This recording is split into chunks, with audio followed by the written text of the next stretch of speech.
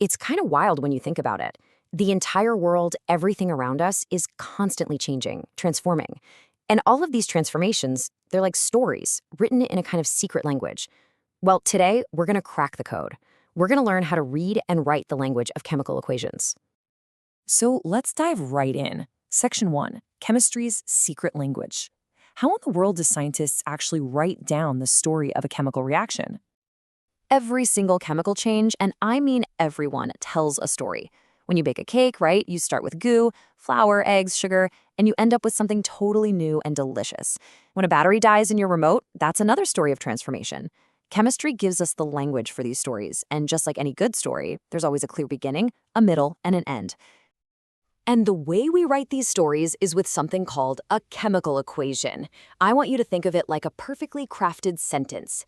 It uses very specific symbols to tell us exactly what's happening, giving us this incredibly powerful snapshot of the entire event. And every one of these chemical sentences has the same basic structure. Over on the left, you've got your reactants. These are the ingredients, the starting lineup. Then you have the arrow. That's the action, the plot twist where the change happens. And on the right side, those are the products, the new things that are formed at the end of our story. Okay, section 2, the one rule of chemistry. Now, before we can even think about writing our own chemical stories, we have to learn the one single, unbreakable law that controls every single reaction in the entire universe. And here it is, the law of conservation of mass. And honestly, it's a beautifully simple idea, but it is so profound. It just means that in any chemical reaction, you can't just create stuff out of thin air, and you can't make things just vanish. Everything you start with has to be accounted for in the end, no exceptions. This table here just illustrates the point perfectly. Let's say we react one atom of iron with one atom of sulfur. We can add up their masses. 55.8 plus 32.1 gives us 87.9. Now look at the product, iron sulfide. Its mass? Exactly 87.9. See, nothing was lost. The books are perfectly, and I mean perfectly balanced. So here is the huge takeaway from all this. Since mass doesn't change, the atoms themselves have to be conserved.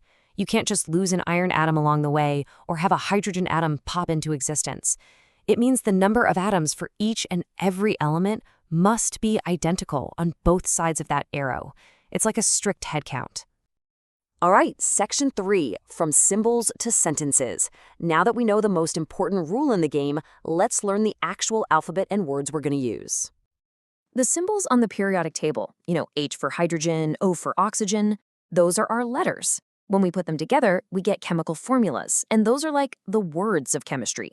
So a formula like H2O, it doesn't just mean water, it's telling you a story. That one single molecule of water is built from 2 hydrogen atoms and 1 oxygen atom. It's so descriptive. So I want you to picture an unbalanced equation, like a tipped scale. Our job, as the chemist, is to bring it back into balance. Now, we can't change the atoms themselves. That's cheating. But we can add more molecules to either side until the count for every single element is exactly equal. Okay, section 4, how to balance an equation. This is where the rubber meets the road. We know the words, we know the main rule. Now let's learn the grammar that makes our chemical sentences actually make sense. Let's try to balance a real one together. We've got solid magnesium reacting with hydrochloric acid. At first glance, it looks okay. But wait a minute. Take a closer look. Do you see the problem? We're starting with 1 hydrogen and 1 chlorine on the left, but we're ending up with 2 of each on the right. Something's not right. Doing this little atom inventory makes the problem crystal clear.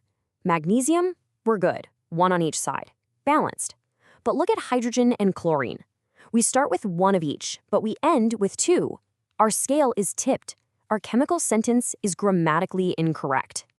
So how do we fix it? Now this is super important. We can't just change HCl to HCl2. That would be a totally different substance. The only tool we have is to add a coefficient. That's the big number that goes in front of a formula. So by placing a 2 right in front of the HCl, we're saying, let's use 2 molecules of hydrochloric acid.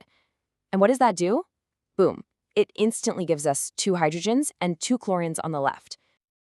And just like that, it's balanced. Let's double check. 1 magnesium on both sides. Check. 2 hydrogens on both sides. Check. Two chlorines on both sides.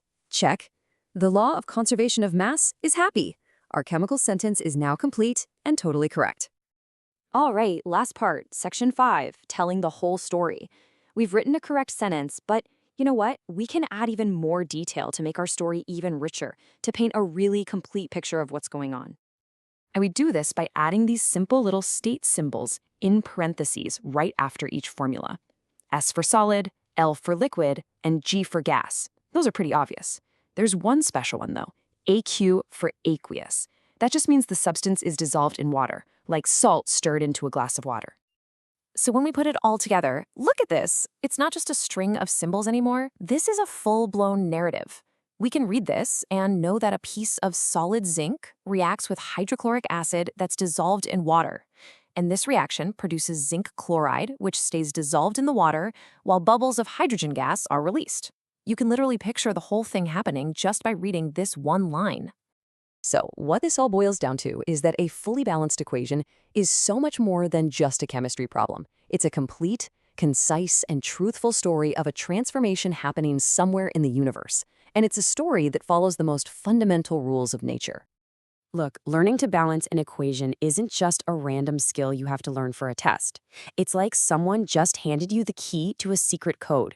You can now look at the world around you, a rusting car, a burning candle, anything, and you have the tools to actually describe, to understand, and even predict the stories of change that are happening everywhere, all the time.